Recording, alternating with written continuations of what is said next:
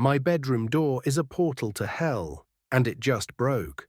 These are 3 stories that I collected for you guys to enjoy while I do some parkour in the background. Make sure to grab a snack, as this video will be interesting, especially the last story. We all have a routine. We wake up, we walk through our bedroom door, and we start our day. But what if one morning you opened that door and the hallway was gone? For years I lived with a glitch in reality. I've seen forests in my hallway and oceans in my closet. I thought it was a freak anomaly. I thought I was safe. Until last week, when something tried to crawl back through. It started back in 2011. I was woken up not by an alarm, but by the howling of wolves. Not distant howls. These were right outside my bed. When I opened my eyes, the smell of wet dirt and pine sap filled my room. The wind was whipping through my doorway, bringing in dead leaves. But here's the thing. The wolves didn't see me. It was like looking through a window into another world. By 2017, it was almost annoying. I'd come home from a 9 to 5, ready to crash, only to find the blazing desert sun beating down from behind my bedroom door. I didn't even panic. I just sighed, went downstairs and slept on the couch. You'd be surprised what you can get used to when your reality breaks on a weekly basis. But in 2019, the glitch almost killed me. I was asleep when a wall of freezing, briny seawater burst through the door. The pressure was immense. My nightstand shattered, my electronics sparked. It was pure chaos. I was drowning in my own bedroom. Then, as quickly as it started, it vanished. I was left shivering on my carpet, peeling kelp off my face like a character in a bad cartoon. I laughed then. I thought it was just a cosmic joke. Last week, the joke ended. I woke up to a sound I'll never forget. An agonized, soul-piercing scream. I looked at the doorway, expecting a hospital or an asylum. Instead, I saw a grey, craggy wasteland suspended over an abyss. The stars weren't stars. They were blood-red points of light that would vibrate, fold in on themselves, and scream before winking out into total darkness. I felt the call of the void. My legs moved on their own. I was being pulled toward that red abyss. The room went cold, a cold that sucks the heat right out of your bones. I heard chittering, whispers that almost made sense. Then a hand shot up, emaciated grey, clawing at my floorboards for purchase. Something was trying to pull itself out of that hell and into my house. I froze. Before I could even scream, the portal snapped shut. The hallway was back, but on my floor, lit by my small nightlight, were 3 severed grey fingers. Real, physical, evidence. I've taken those fingers to everyone. Priests say it's a haunting, scientists say it's a localized fold in space-time. The guy at the local curiosity shop just told me to run. I've sold the house. It's being demolished next week. I thought that would be the end of it. But now I'm sitting in my new apartment and a terrifying thought just hit me. If the portal is tied to the location and not the door, what happens when the house is gone? Does the void just open up into the empty air? Or worse, did the fingers I kept find a way to call the rest of that thing back to me? What do you think is behind the door? Let me know your theories in the comments. Let's move on to the next horror story. This one is actually from my best friend, so I will be using fake names in order to keep his or her anonymity.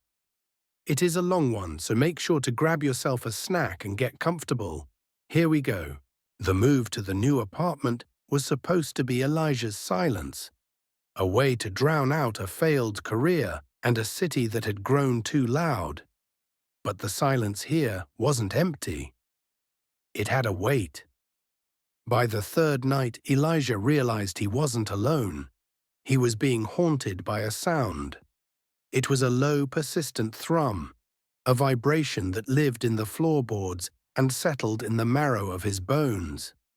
He was a sound engineer by trade. He knew every frequency of the world. But this was a frequency that shouldn't exist. He would sit at his mixing desk, headphones clamped tight, watching the waveforms on his monitor. He'd mutter to himself, "It's just electrical interference, just the ghost of an old building."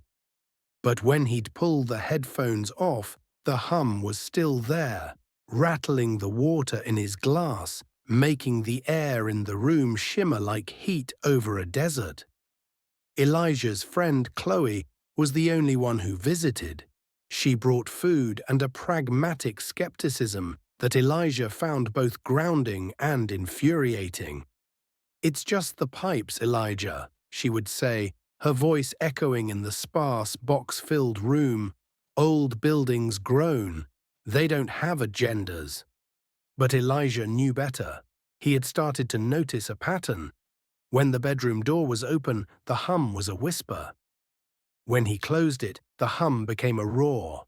He began to experiment, opening and closing the door with a feverish intensity.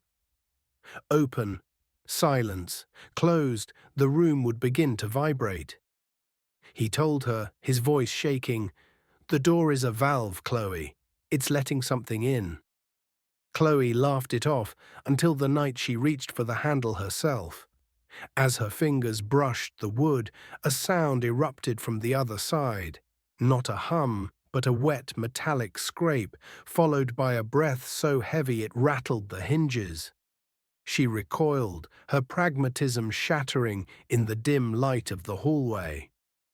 Desperate, Elijah sought out Dr. Aris, a reclusive audiologist who lived in a laboratory that smelled of ozone and ancient paper.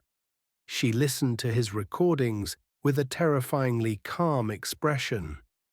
"You've found a thin spot," she told him, her voice a dry rasp. "The resonance isn't a sound from our world. It's an echo from an adjacent state, a dimension that is hostile to our laws of physics. When you close that door, you're not just shutting a room. You're creating an acoustic chamber that resonates with the abyss." Elijah asked the only question that mattered. "How do I stop it?" Dr. Aris looked at him over her spectacles. "You don't stop a tide, Elijah. You can only try to push it back. You need an anti-frequency, an inverse of the scream. But be warned. If you miss the mark, you won't just hear the abyss. You'll become part of its symphony." That final night, the apartment felt like the inside of a drum. The bedroom door didn't just vibrate, it bulged. The air around the frame began to ripple, glowing with a sickly, bruised purple light. Chloe helped him barricade the door with heavy oak dressers, but the wood groaned under the pressure of something massive on the other side. A long, grey, segmented limb, something like a finger but far too long, slid through a crack in the doorframe, tasting the air of our world. "Do it now!" Chloe screamed over the deafening thrum. Elijah's hands danced over his mixing desk. He isolated the peak of the resonance. He dialed in the exact mathematical opposite. With a prayer he didn't know he remembered, he slammed the fader up. A piercing, crystalline squeal erupted from his speakers. It was a sound that felt like glass breaking inside his brain. The segmented limb recoiled as if burned. The purple light flickered, turned grey, and then snapped shut like a dying star. The silence that followed was absolute. The door was scarred, the wood splintered where the thing had tried to enter. Chloe sat on the floor, shivering. "Is it over?" she whispered. Elijah looked at the door. He looked at his monitors, where the waveform had flatlined. He wanted to tell her yes. He wanted to believe that a simple sound wave could fix a hole in reality. But as he sat there in the dark apartment, he realized he could still feel it. Not in his ears, but in his teeth. A tiny, microscopic vibration. The door was closed, the barricade was set, but the apartment was no longer just a home. It was a scar. He knew then that he would never truly hear silence again. He would spend the rest of his life waiting for the hum to return, knowing that next time the frequency might be one he couldn't cancel out.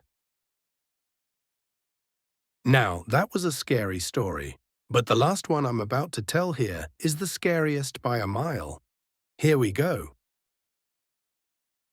It wasn't the hum that came first, it was the silence. The kind of silence that feels too heavy, too complete for a city apartment. My name is Alex. I'm a former broadcast technician. I worked with the unseen waves, the frequencies that carried everything from your favorite sitcoms to emergency alerts. So when my old television started acting up, flickering with ghost images, catching whispers between channels, I dismissed it. Just old tech, but the whispers grew clearer. Not words, not at first, just disjointed fragments, a child's laugh, a distant scream, a piece of music that would fade in and out, always unsettling, always just beyond recognition. I'd try to tune it out, try to fix it, but the old set was an analog relic in a digital age, stubborn and full of its own secrets. One night, the screen went completely black. No static, just a perfect, inky void. And then a single word, crisp and clear, emanated from the speakers, as if spoken by a phantom directly into my living room. "Hello?" I jolted, dropping my remote. The TV flickered back to a snowy static, the word replaced by the familiar hiss. But I hadn't imagined it. The silence after that, it wasn't just heavy, it felt like it was listening. I tried everything, new antenna, new cables. But the problem wasn't with the signal coming in. It was with the signal being picked up from somewhere else. And that somewhere else was getting louder. The whispers evolved. They became fragmented conversations. Different voices, different languages, all overlapping, a cacophony of lost signals. Sometimes I'd hear a voice that sounded eerily like my own, distorted and mocking. "Alex? Are you there?" It would hiss from the speakers, making my skin crawl. It wasn't just the television anymore. I started noticing distortions in my everyday life. When my phone rang, sometimes it would play a snippet of that unsettling music before cutting to the actual call. The reflection in my bathroom mirror would occasionally flicker, showing not my face, but a shadowed, featureless outline for a split second. The most terrifying part, the static. It wasn't just the visual snow on the TV. It was the background hum of my apartment, a constant low-frequency vibration that seemed to be broadcasting. Like my entire home was a receiver for something I couldn't comprehend. I felt like I was living inside a colossal, malfunctioning radio. I sought help from a former colleague, an eccentric old electronics hobbyist named Professor Miller. He lived in a cramped, circuit board-filled lab, smelling of solder and old books.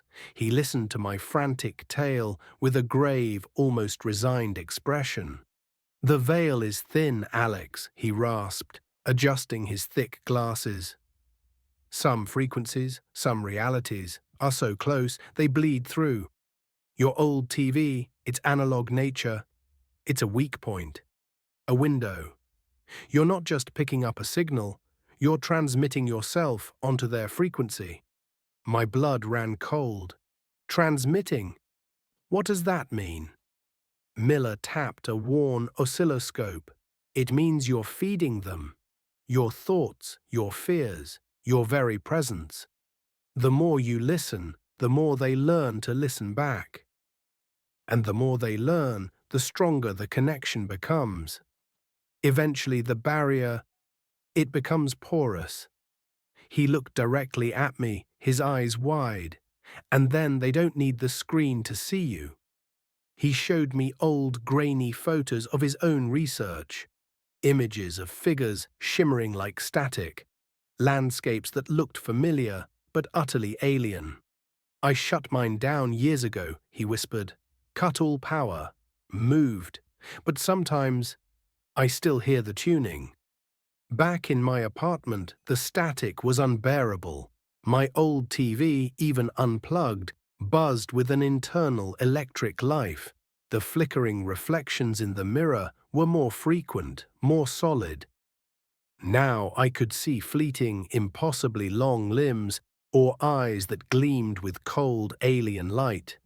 I knew Miller was right. I was feeding it. My fear was its power source. I had to cut the connection. But how do you cut a connection to a reality? I tried to dismantle the TV. But my hands trembled, and every time I touched a wire, a jolt of ice-cold fear shot through me, accompanied by a chorus of distorted whispers that seemed to scream directly into my mind. Don't try to leave us. Then, the final terrifying escalation. The TV screen, still unplugged, began to glow, not with static, but with a faint internal luminescence. And the static in the room, it began to form patterns, swirling eddies of dust and light, coalescing into faint, shimmering outlines. From the glowing screen, a hand emerged. Not the grey, solid kind I'd heard about in stories, but a hand made of pure static. It rippled, shifted, coalesced, trying to solidify, trying to grip the edge of the screen. I remembered Miller's words, shut it down, cut all power. But it was unplugged. What power did it still have? Then I understood. It wasn't physical power anymore. It was my power, my attention, my fear. I had to starve it. I had to stop looking, stop listening, stop acknowledging its presence. With a surge of desperate resolve, I grabbed a heavy blanket and threw it over the glowing screen. The static hand stopped, frozen for a moment, then retreated back into the TV with a sound like a million whispers being silenced at once. The apartment went dark, the hum faded, the terrifying silence returned. Chloe called me that night, her voice tinny through my phone. "Alex, you there? You've been quiet for days." I couldn't answer. I just held the phone, listening to her voice, then to the overwhelming, oppressive silence of my apartment. I knew what I had to do. I sold the apartment. I threw away the TV. I cut contact with everyone. I moved to a place without electricity, without signals, without anything that could connect. I live in a cabin now, deep in the woods, far from any broadcasts. But sometimes, when the wind howls just right, or the silence stretches too long, I catch a flicker in my peripheral vision, a ghost image on the wall, a fragment of a whisper carried on the breeze. And I know, deep down, that the static isn't just on the TV anymore. It's in the air. It's in the gaps between the trees. It's in the silence. And it's always, always listening for me to tune back in. That's it for today. Comment down below what your favorite story was. Please leave a like if you enjoyed and subscribe for more unread stories. I would like to thank all of my friends for being brave enough to come forward and tell me their story. See you in the next one.